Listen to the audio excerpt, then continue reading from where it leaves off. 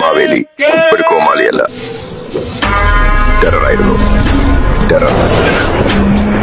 അദ്ദേഹത്തിന്റെ ഒരു നോട്ടം മതി, വലിയ വലിയ ദേവന്മാരുടെ മൂക്കിൽ ചോരമണം നിറയും. അതാണ് പഴയ പഞ്ചിന്റെ പവർ. പുളിയുടെ ഇനി കണ്ടിട്ടില്ലെങ്കിൽ കാണ്. ഒരു രാജാവ് ഉണ്ടായിരുന്നു.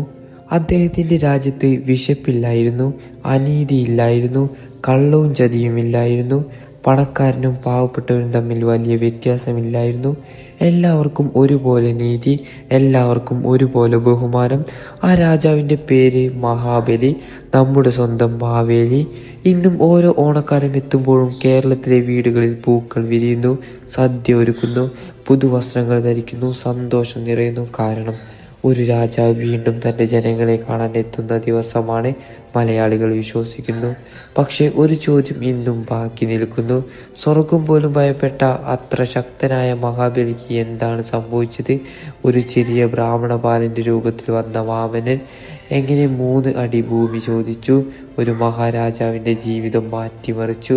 ഇത് ഒരു രാജാവിൻ്റെ പരാജയത്തിൻ്റെ കഥയല്ല, തൻ്റെ വാക്കിനു വേണ്ടി എല്ലാം സമർപ്പിച്ച ഒരു മഹാനായ മനുഷ്യൻ്റെ കഥയാണ്. ഇതാണ് മാവേലിയുടെ കഥ. മഹാബലി പുരാണങ്ങളിൽ പറയുന്നത് പോലെ അസുരവംശത്തിൽ ജനിച്ച മഹാനായ രാജാവ്. അദ്ദേഹത്തിൻ്റെ മുത്തച്ഛൻ വിഷ്ണുഭക്തനായ പ്രഹ്ലാദൻ, അച്ഛൻ വിരോചനൻ. ശക്തിയുടെയും ധൈര്യത്തിൻ്റെയും പാരമ്പര്യത്തിൽ ജനിച്ച മഹാബലി ചെറുപ്പം മുതൽ തന്നെ സാധാരണ രാജാവായിരുന്നില്ല. അദ്ദേഹത്തിന് അധികാരം വേണമായിരുന്നു, പക്ഷെ ജനങ്ങളെ അടിമകളാക്കാനല്ല. അദ്ദേഹത്തിന് ശക്തി വേണമായിരുന്നു, പക്ഷെ ദുർബലരെ തകർക്കാനല്ല. ഒരു രാജ്യം എങ്ങനെ ഭരിക്കണമെന്ന് തൻ്റെ ജീവിതം കൊണ്ട് കാണിക്കുകയായിരുന്നു മഹാബലിയുടെ ആഗ്രഹം. കാലം കടന്നുപോയി, മഹാബലി രാജാവായി. അതിനുശേഷം ആ രാജ്യത്തിൻ്റെ ചരിത്രം തന്നെ മാറി. മഹാബലിയുടെ ഭരണകാലം സന്തോഷത്തിൻ്റെ കാലമായിരുന്നു എന്ന് കഥകൾ പറയുന്നു. വിശക്കുന്ന ഒരാൾ പോലുമില്ല, ഭയന്ന് ജീവിക്കുന്ന ഒരാൾ പോലുമില്ല, അനീതിക്കെതിരെ സംസാരിക്കാൻ പേടിയില്ല, എല്ലാവർക്കും സമത്വം. മലയാളികളുടെ മനസ്സിൽ ഇന്നും മുഴങ്ങുന്ന വരികൾ: മാവേലി നാടു വാണിയിടും കാലം, മനുഷ്യരെല്ലാം ഒന്നുപോലെ. ഈ വരികൾ ഒരു പാട്ട് മാത്രമല്ല, ഒരു സ്വപ്നമാണ്. ജാതിയുടെയും സമ്പത്തിൻ്റെയും അധികാരത്തിൻ്റെയും പേരിൽ മനുഷ്യർ വേർപെടാത്ത ഒരു ലോകത്തിൻ്റെ സ്വപ്നം. മഹാബലി തൻ്റെ ജനങ്ങളെ സ്നേഹിച്ചിരുന്നു, ജനങ്ങൾ മഹാബലിയെയും. ഒരു രാജാവ് ജനങ്ങളും തമ്മിലുള്ള ബന്ധം ഭയത്തിൻ്റെ അടിസ്ഥാനത്തിലല്ല, സ്നേഹത്തിൻ്റെ അടിസ്ഥാനത്തിലായിരുന്നു. അവിടെ ഒരു രാജാവ് കൊട്ടാരത്തിൽ മാത്രം ജീവിച്ചിരുന്നില്ല, ജനങ്ങളുടെ ഹൃദയത്തിലായിരുന്നു. പക്ഷേ എല്ലാ കഥകളും ഒരു വഴിത്തിരിവുണ്ടാക്കും. മഹാബലിയുടെ ജീവിതത്തിലും ഒരു ദിവസം ആ വഴിത്തിരിവെത്തി. മഹാബലിയുടെ ശക്തി വർദ്ധിച്ചു, അദ്ദേഹത്തിൻ്റെ പ്രസക്തി അതിരുകൾ കടന്നു, രാജ്യങ്ങൾ കീഴടക്കി. ശക്തനായ ചക്രവർത്തിയായി അദ്ദേഹം മാറി. പുരാണ കഥ പ്രകാരം മഹാബലിയുടെ വളർന്നുവരുന്ന ശക്തി ദേവന്മാരിൽ ആശങ്ക സൃഷ്ടിച്ചു. ഇന്ദ്രന്റെ അധികാരവും സ്ഥാനവും നഷ്ടപ്പെടുമോ എന്ന ഭയമുയർന്നു. ദേവന്മാർ വിഷ്ണുവിൻ്റെ സഹായം തേടി. പക്ഷെ വിഷ്ണു യുദ്ധത്തിന് എത്തിയില്ല, വാളുമായി വന്നില്ല, സൈന്യവുമായി വന്നില്ല. പകരം ഒരു ചെറിയ ബ്രാഹ്മണ ബാലന്റെ രൂപം സ്വീകരിച്ചു. ആ രൂപത്തിൻ്റെ പേര് വാമനൻ. ആരും കരുതിയില്ല ഒരു ചെറിയ ബാലന്റെ വരവ് മഹാബലിയുടെ ജീവിതത്തിലെ ഏറ്റവും വലിയ പരീക്ഷണങ്ങളിൽ ഒന്നായിരുന്നു. മഹാബലി ഒരു മഹായാഗം നടത്തുകയായിരുന്നു. ആരായാലും എന്ത് ആവശ്യപ്പെട്ടാലും സാധ്യമായത് നൽകുന്ന മഹാരാജാവ്. അപ്പോഴാണ് ഒരു ചെറിയ ബ്രാഹ്മണ ബാലൻ അവിടേക്ക് എത്തിയത്. കയ്യിൽ കുട, മുഖത്ത് ശാന്തത. പക്ഷെ ആ വരവിന് പിന്നിൽ ലോകം പോലും മാറ്റിമറിക്കുന്ന ശക്തിയുണ്ടായിരുന്നു. മഹാബലി വാമനനെ സ്വീകരിച്ചു. അദ്ദേഹം ചോദിച്ചു, നിനക്ക് എന്താണ് വേണ്ടത്? വാമനന്റെ മറുപടി എല്ലാവരെയും അത്ഭുതപ്പെടുത്തി. അദ്ദേഹം പറഞ്ഞു, എനിക്ക് 3 അടി ഭൂമി മാത്രം മതി. ഒരു മഹാചക്രവർത്തിയുടെ മുന്നിൽ അമിതമായ സമ്പത്തുണ്ടായിട്ടും ഈ ബാലൻ ചോദിച്ചത് വെറും 3 അടി ഭൂമി. മഹാബലി പുഞ്ചിരിച്ചു.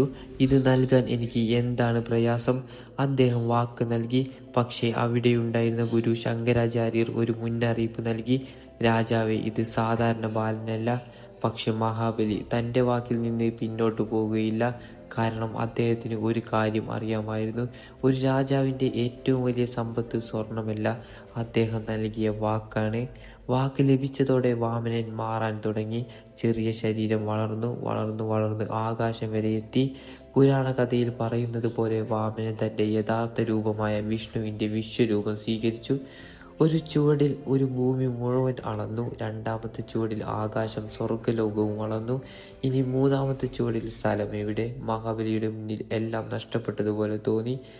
രാജ്യം, അധികാരം, സമ്പത്ത് എല്ലാം.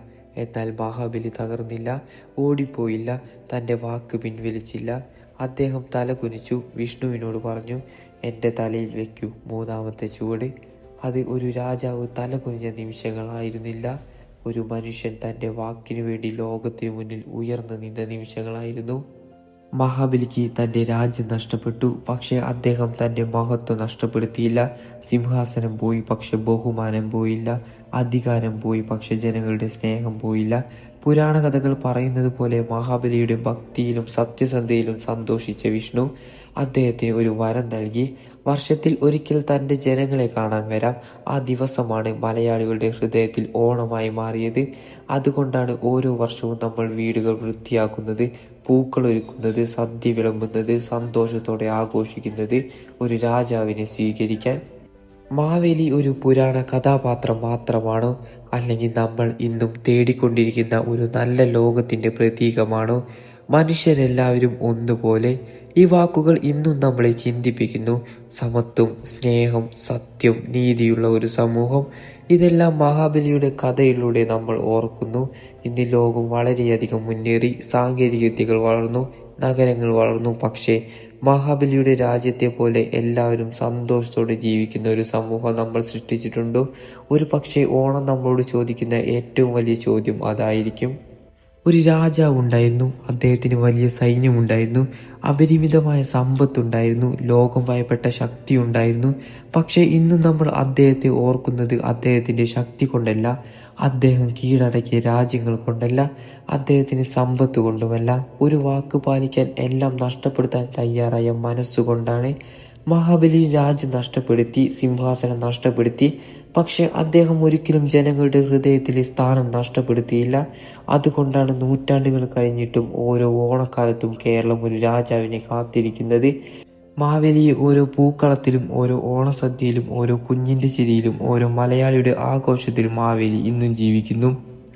കാരണം യഥാർത്ഥ രാജാവ് കൊട്ടാരത്തിൽ ഇരിക്കുന്നവനല്ല, ജനങ്ങളുടെ ഹൃദയത്തിൽ ഇരിക്കുന്നവനാണ്. അതുകൊണ്ട് ഈ ഓണം നമ്മൾ ആഘോഷിക്കുമ്പോൾ ഒരു നിമിഷം ചിന്തിക്കാം, മാവേലി ഭരിച്ചു എന്ന് വിശ്വസിക്കുന്ന ആ നല്ല കാലം നമുക്ക് വീണ്ടും സൃഷ്ടിക്കാൻ കഴിയുമോ? സ്നേഹത്തോടെ, സമത്വത്തോടെ, സത്യത്തോടെ. കാരണം മാവേലി വർഷത്തിൽ ഒരിക്കൽ മാത്രം വരുന്നതല്ല, ഓരോ ദിവസവും മാവേലി നമ്മോടൊപ്പമുണ്ട്.